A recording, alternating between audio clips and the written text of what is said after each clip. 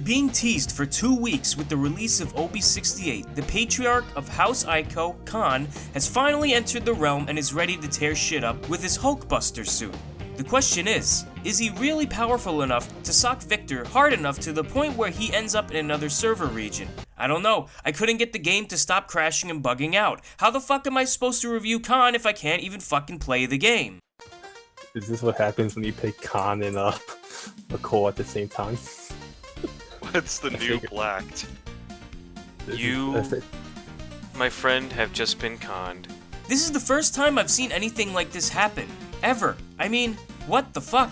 Everyone on my team was affected by this, and then in another game, I crashed, was able to rejoin, but not move. According to my friend, this is what I look like. Just what the hell is Hi-Rez doing?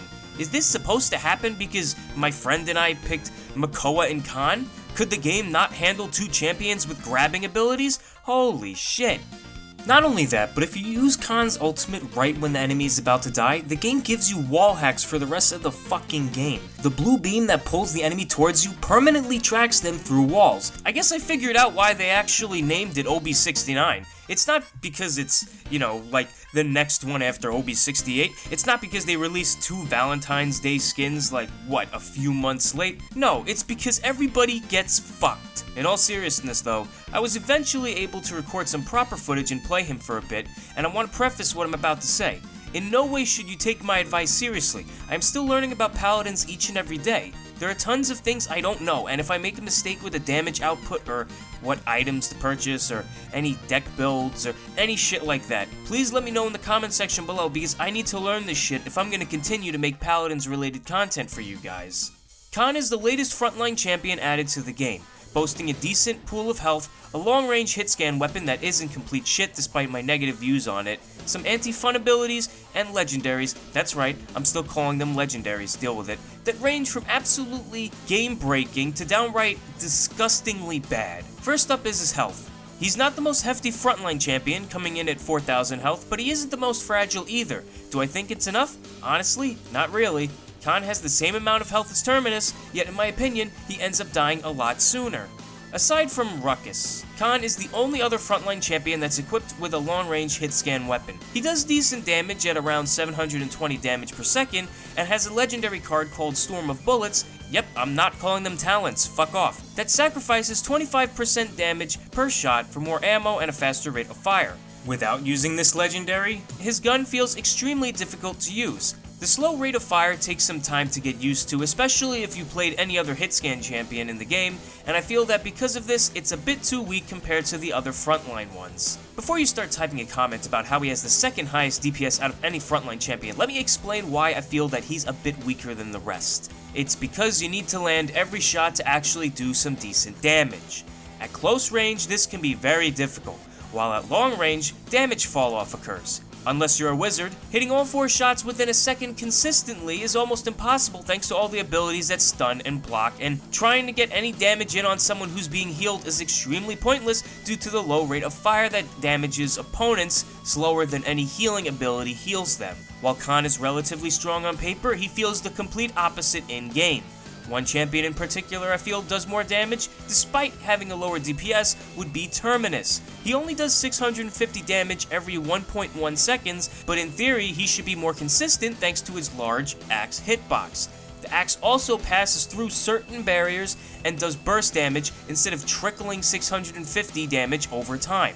One swing of Terminus' axe deals 650 damage instantly compared to 4 shots from Khan dealing 720. Enough bitching about his damage, let's move on to his abilities. First up is Bulwark. I don't know why they called it Bulwark, they should have just called it Shield. It's a shield with 6,000 health that you can activate and deactivate at will without a cooldown, kind of like Reinhardt from Overwatch. When completely broken, you must recharge 50% of its health before being able to bring it up again, and it takes a whole whopping 14 seconds to fully restore it. It regenerates while inactive too.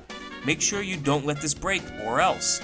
The good thing about the shield is that even though it has 6,000 health, it's not too hard to break. The bad news is, it's small as shit, and Wrecker is still a thing. Fernando gets a shield almost double the size with an extra 2,000 health, so why is Khan so shitty? One could argue that Fernando's shield is supposed to be used to protect his comrades, while Khan is used to protect himself, but there's two problems with that argument. One, Fernando's don't do that, and two, Khan's can't do that. The shield is way too small for it to be of any use. Yes, I'm able to block a good deal of damage, but any non-brain-dead player will just take me out by kiting me. Back off, Ceres! Slut! I'm coming.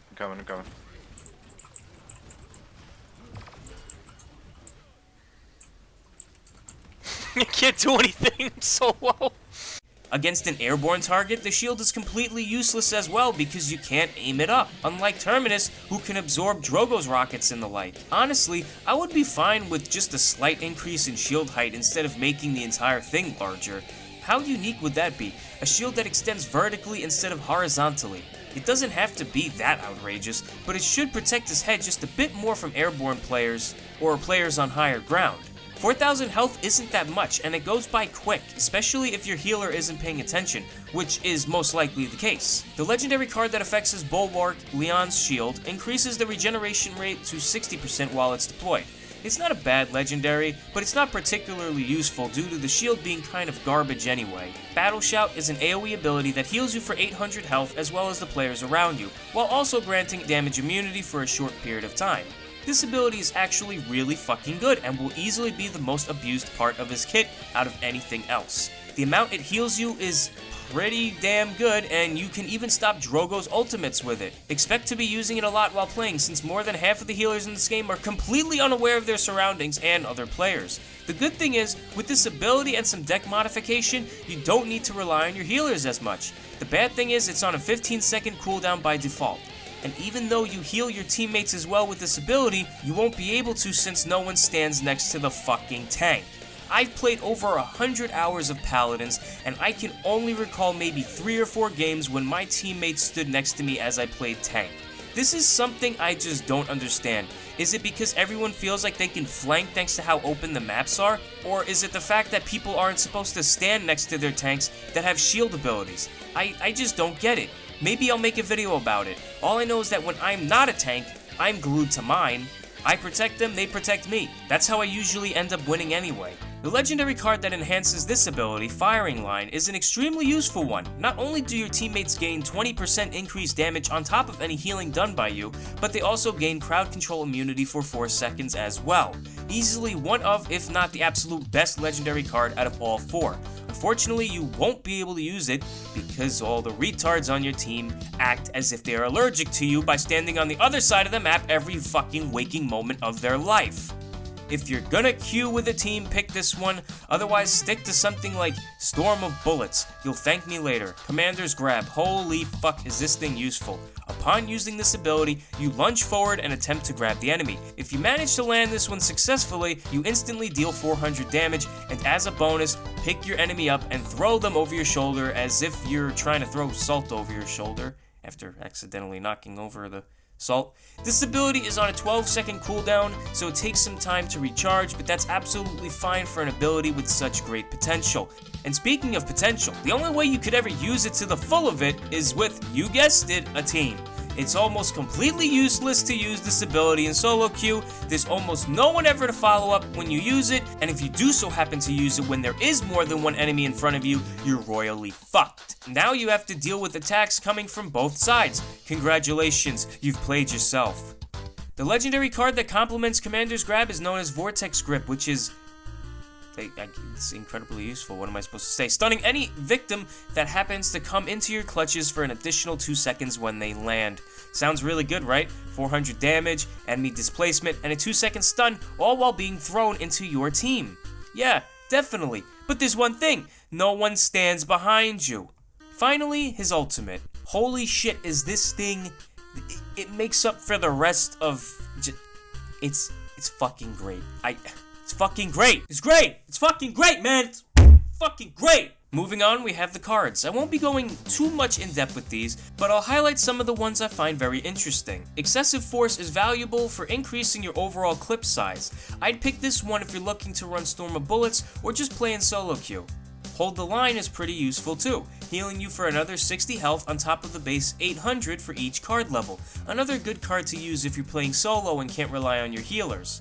Hope Guard is one of your Bulwark's cards, increasing your healing received by 6% for every level. If you intend on using his shield for more than just yourself, this card is good to choose. Just be aware that someone on the enemy team will use Breaker, so try to ask your teammates if they could kill the other person as soon as possible. I wouldn't recommend building Hope Guard for solo queue, but I think it has its uses. Never Surrender lowers your cooldown of Battle Shout by 1 second for every level. Even without using Chronos, bringing this to level 5 drops the cooldown from 15 to only 10 seconds. This is a must-have in any deck, no questions asked, regardless if you're playing with a team or not, though it would be more useful if you had people to follow up with. But Never Surrender is probably one of the best cards in the deck, hands down. The last card I want to bring up on the list would be Vigorous Defense. While your Bulwark is up, you regenerate 10 health per second with an additional 10 for each card level. 50 health a second doesn't sound too bad, does it? I feel that for more aggressive players, this one would fit your playstyle. If you're the type to overextend, at least if you start getting your shit pushed in, you can heal a bit while your shield inevitably breaks. Hopefully by the time it does though, your team is able to reach you. If that doesn't happen, well, that's what you get for overextending, and you deserve it. Honorable mention goes to Plate Mail, which gives you an additional 150 health for each card level, bringing the maximum health to 4,750. It's never a bad thing to have more health, and I could see it being used quite a bit. I just wish the base health on Khan was a bit higher, because the 5 points you throw into this card could see better use for something that could greatly affect the outcome of a match, like Never Surrender, or putting 5 points into Hold the Line, you know what I mean? After looking into it, Khan is okay. He's not the worst. I do have some problems with his kit.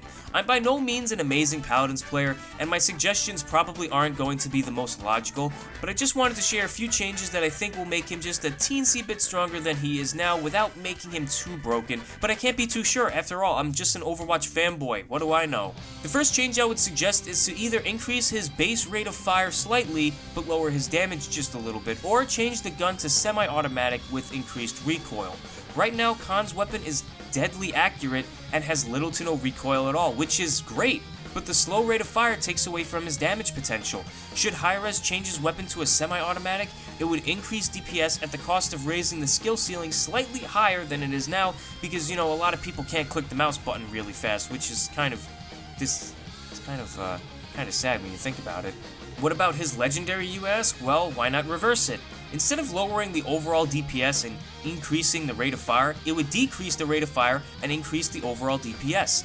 Kind of like Genos' Binary Star Legendary. As for Bulwark, I'd increase the vertical height slightly like I mentioned before. No other buffs are necessary if this is done. If the enemy takes you out from the side, that's your own fault, but having such a large player model coupled with a very small shield that wouldn't even protect you from above is not okay in my book. For Commander's Grab, maybe shorten the animation slightly by half a second or so. As it is right now, if you miss it, you're pretty much fucking dead. I'm okay with having such a powerful ability having such a strong drawback, but only if Hi-Rez fixes the hitbox issue with this ability. Countless times I've found myself missing a point-blank grab or grabbing an enemy a few feet in front of me, only to throw them slightly behind me. Sometimes I don't even see the animation play out and I stay in first-person view. If they can't fix these bugs, they need to compensate in some way. With Battle Shout, I honestly wish they just added a mechanic where it would pull all your allies closer to you so they could actually make use of your healing and damage boost. It's just so fucking annoying to play a character that benefits your team when the entire team is nowhere to be found. Really though, if I'm being serious about this, with Battle Shout, I'd just leave it be. With Overpower, the same thing as Battle Shout, just leave it alone, end of discussion. In spite of all the shortcomings of Khan's kit, he's still a blast to use. His ultimate is an easy confirmed kill and is, without a doubt, one of the best ultimates in the game as we speak. In fact, it's so good that I'd say it makes up for the rest of his mediocrity. While he's not the best frontline out there, he's definitely not the worst. Compared to the other newer champions, I think it's safe to say that Khan is one of the better balanced ones. He's not too busted, but he's also not too weak. With a few tweaks to his kit, I can definitely see him being a staple. If you could hit your shots constantly and have a team to play with, he could be a very strong part of the team, especially as an off-tank of sorts, or at least some sort of playmaker with both of his grabbing abilities. That's it for this week. What do you think about Khan? Is he complete trash? Let me know in the comment section below. As always, leave a like if you thought it was somewhat entertaining, and be sure to subscribe if you haven't already if you like what you see. I currently upload one video each Sunday, so be sure to visit again next week. Also, I have a Discord channel, the link is in the description below. Please feel free to check it out. There you can find other people to play with, argue with other people over who's the best Paladins girl, even though we all know it's Leon, and share porn. It's not like anybody actually uses it for anything else, you know. Anyway, thanks for watching. I hope you enjoy playing the new champion. I'll see you next week. Later.